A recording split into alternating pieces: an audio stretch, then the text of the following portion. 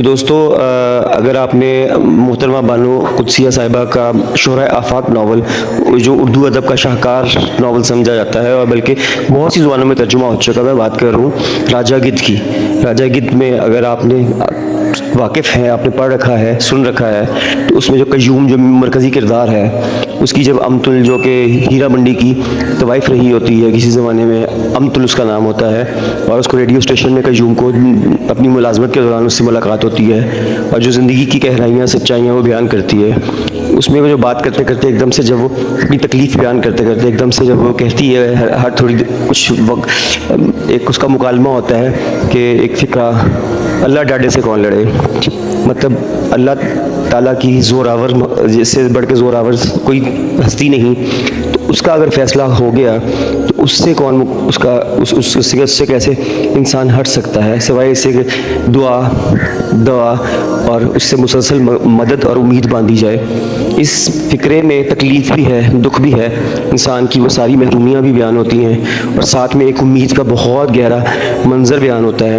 کہ ہاں جب آپ تھک جائیں، ہار جائیں، آپ اپنی زندگی کی جد و جہد، آپ کی مشکلات، مصائب، تکلیفات اتنی بڑھ جائیں اور آپ کو ان کا کوئی سرا نہ مل رہا ہو کہ ان کو کیسے حل ہوگا، کیسے یہ تکلیف رفع ہوگی، کیسے ہم اس مشکل سے نکلیں گے، تو اللہ تعالیٰ کو یاد تو ہر وقت کرنا چاہیے، اس وقت اللہ کو اور زیادہ یاد کرنا چاہیے، کیونکہ اللہ تعالیٰ ہی وہ واحد ہستی ہے، واحد ذات پاک ہے جو کن کہے تو فیکن ہو جاتا ہے۔ تو جب ہمارا یقین کامل پختہ ہو،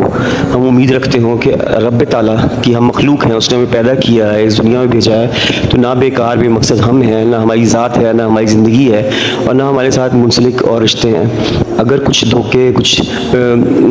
تکلیفات، ہمیں ناخوشگوار واقعات، تجربات زندگی میں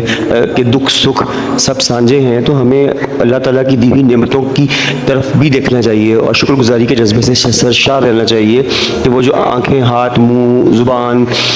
چلنا پھرنا سے لے کے کھانے پینے سے لے کے جو نعمتیں ہمیں میسر ہیں، یہ ہماری کسی نیکی کی وجہ سے ہمیں میسر نہیں ہیں، یہ صرف اللہ تعالیٰ کی دین ہے، اس کی رحمت و برکت ہے، اور اس کی کیا کہتے ہیں صرف اس کی رحمت ہے۔ اور جن لوگوں کو یہ میسر نہیں، کوئی بینائی سے محروم ہے، کوئی سماعت سے محروم ہے، کوئی بول نہیں سکتا، کوئی چل نہیں سکتا، کسی کو 2 وقت کی روٹی نہیں ملتی، تو اس انسان کا کوئی گناہ نہیں ہے، یہ آزمائش ہے، ہر ایک کی آزمائش امتحان مختلف ہیں۔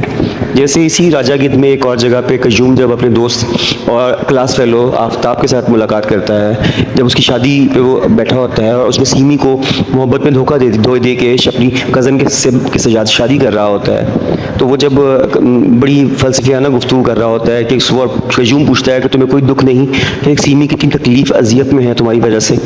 تو وہ آگے سے وہ یہ بات کرتا ہے کہ انسان کسی بھی رستے پہ چلے تو ہر رستے کی کچھ راحتیں ہیں، کچھ تکلیفیں ہیں، جو ریگستانوں میں چلنے والے ہیں ان کو وہ دھوپ، تپش اور ریت کی گرمی ان کو یاد دلاتی ہے کہ وہ جو دریاؤں میں کشتیاں ڈال کے ٹھنڈی ٹھنڈی چھاؤں میں ہواؤں میں چلتے ہیں تو ان کے اور وہ زیادہ سکون میں ہے، اور جو دریاؤں میں کشتیاں ڈال کے چلنے والے ہیں وہ کہتے ہیں کہ ہمیں تو پتہ نہیں بھیڑوں کے چھتے بھی کاٹتے ہیں، ہمیں پتہ نہیں کیسی کیسی عجیب و غریب ہمیں بدبودار چیزوں کا سامنا کرنا پڑتا ہے، مگرمچھوں اور خطرناک مچھلیوں کا سامنا کرنا پڑتا ہے۔ ہم اصل خوش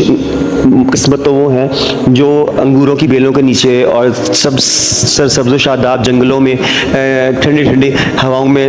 چلتے ہیں، معطر فضاؤں میں چلتے ہیں۔ ان سے پوچھیں تو وہ کہتے ہیں کہ جہاں پہ خطرناک جانور اور سانپ، بچھو، ہر طرح کے جانوروں کا ہر وقت ڈر کے ساتھ ہم لاٹھیاں پکڑ کے ہم رستے تلاش کرتے ہیں، ان کو جو ہے وہ سمندروں میں بحری بیڑوں پہ چلنے والے پسند کی زندگی پسند ہے۔ تو انسان کسی بھی حال میں خوش نہیں رہ سکتا، اور نہ ہی جب تکلیف اور اذیت اور خوشی ہر ایک کی زندگی میں ہے تو پھر گلہ کس چیز کا؟ جو مل گیا اس پہ قناعت کرنی چاہیے، شکر کرنا چاہیے، اور جو نہیں ملا اس کو اللہ کی رضا سمجھنا چاہیے اور یقیناً اس کو مصلحت سمجھنا چاہیے۔ باقی رہ گی بات وہ تکلیف جو انسان کو دیتا ہے، اس سے ہم ہرگز منکر نہیں ہو سکتے، اس کا عمل یہ ہرگز قابل قبول نہیں ہے کوئی کسی کو جان بوجھ کے تکلیف دے یا انجانے میں بھی اس سے ہو جائے کوئی زیادتی کوئی ظلم ہو جائے اور پھر اس پہ مصر ہو جائے کہ وہ اس نے اس تکلیف کو رفع نہیں کرنا، اس سے معافی نہیں مانگنی، تو ایسے انسان کے لیے نہ دنیا میں کوئی معافی ہے نہ آخرت میں، اور مکافات عمل اللہ تعالیٰ نے دنیا میں ہی رکھا ہے انشاء تعالیٰ وہ انسان کے جو ظلم کرنے والے ہیں۔ ابھی حال ہی میں کراچی میں جو کارساز حادثہ ہوا جس میں ایک باپ اور 6 سال بیٹی اپنی زندگی سے گئے، ایک ملزمان نتاشا جو کہ گل احمد انڈسٹریز کی بہت سی کسی اربوں پتی کسی سیٹ کی بیوی ہے جو نشے کی حالت میں ڈرائیو کر رہی تھی، جس نے باپ بیٹی کے موٹر سائیکل کے اوپر اپنے بڑی ساری کروڑوں کی گاڑی چڑھا دی ہے، اس کے ساتھ 3-4 اور لوگ زخمی کر دیے، جن میں سے شنید ہے کہ 2 اور افراد کی بھی زندگی کی بازی ہار چکے ہیں، اور آخر کار وکٹری کا نشان بناتے ہوئے سب سے مرونت اور تکبر میں اس لیے تھی کہ اس کو پتا تھا کہ اس کو چھٹ جائے گی، اور وہی ہوا۔ قصاص و دیت کا قانون بے شک ہمارے دین کی طرف سے اللہ تعالیٰ نے عنایت کیا، لیکن اس کو اس طریقے اس کا غلط استعمال ہمیشہ ہم ہوتے دیکھ رہے ہیں اس پاکستان کی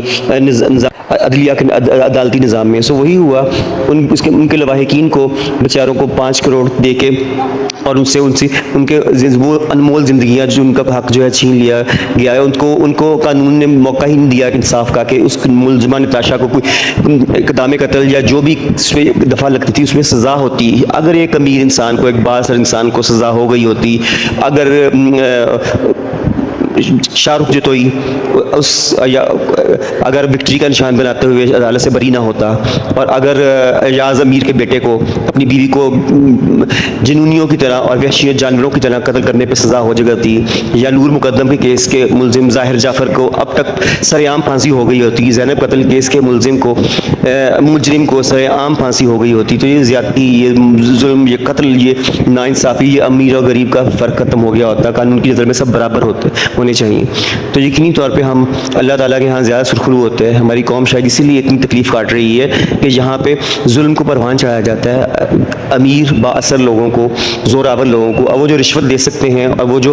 کھلا پلا سکتے ہیں اور جن کو اثر و رسوخ رکھتے ہیں، ان کی زندگیوں کو کوئی نقصان، وہ دوسروں کی زندگیاں تباہ کر کے بھی یہاں خوشحال ہیں، اور دوسرے لوگوں کے لیے زندگی کی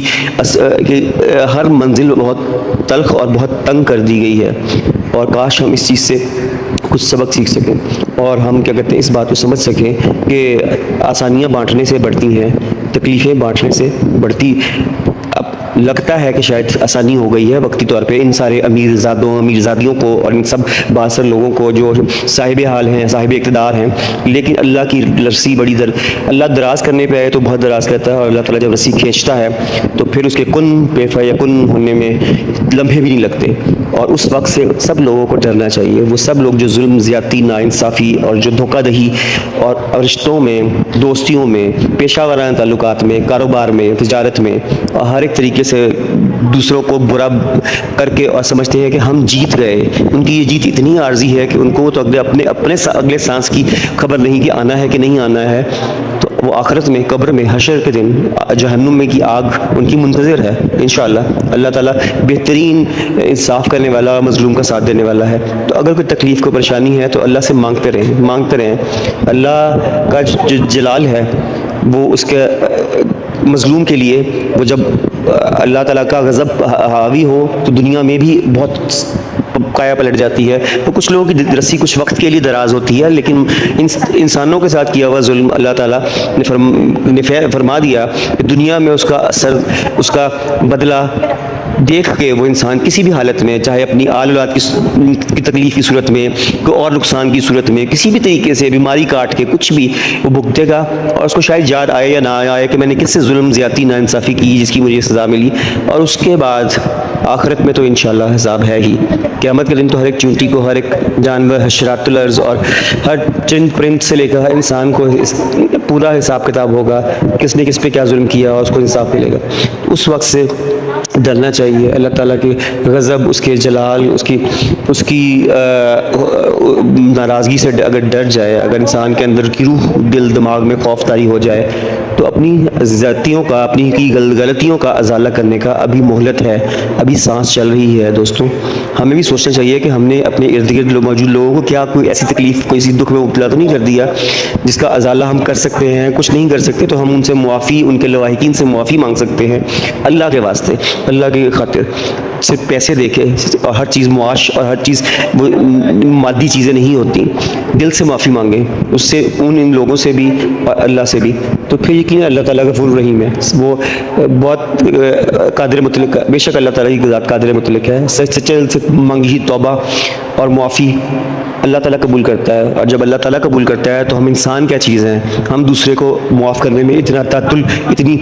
تاخیر کیوں کر دیتے ہیں. اگر کوئی ہم سے معافی مانگ رہا ہے تو معاف کرنے میں دیر نہیں کرنی چاہیے, لیکن معافی مانگنے والے کی معافی سچی اور خالص ہوگی تو اس کا معافی میں اثر ہوگا, ورنہ معاملہ الٹ بھی ہو سکتا ہے. یہ سوچنے کی باتیں ہیں, ویکینڈ پہ ہے, سوچیے گا, غور کیجیے گا ربیع الاول کے مہینے میں, تو انشاءاللہ تعالیٰ اللہ آسانیاں کرے اور اللہ تعالیٰ آپ کو ہمیں سب کو آسانیاں بانٹنے کی توفیق نصیب فرمائے. آمین ثم آمین. اسی دعا کے ساتھ آج کا اس بلاگ کو ختم کرتے ہیں. بات پسند آئی ہو تو شیئر کر دیجئے, لائک کیجئے, سبسکرائب کیجئے چینل پہ. اس کو آپ کو بہت سے مختلف موضوعات ملتے رہے ہیں, ملیں گے اور انشاءاللہ آئندہ بھی ملتے رہیں گے.